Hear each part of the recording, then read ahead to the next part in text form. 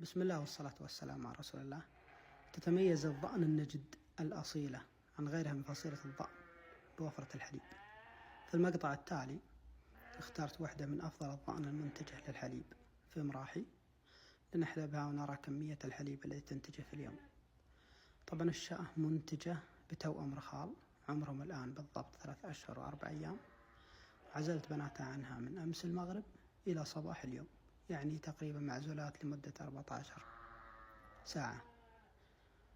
والآن نبدأ نحلب الشاة ونتأكد من كمية الحليب الذي تنتجه في اليوم. ما شاء الله تبارك الله، هذه كمية الحليب تقريبا 2 لتر.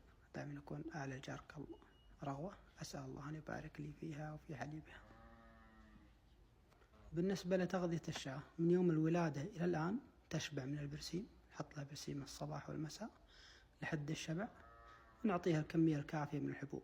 بهذه الطريقة الحمد لله أنتجت الحليب المشبع لبناتها لمدة 3 أشهر، وإلى الآن يمكن الاستفادة من حليبها بحلبه، ويمكن أيضا نشتري دواغير ونرضعهم منها لمدة شهر زيادة أو شهرين.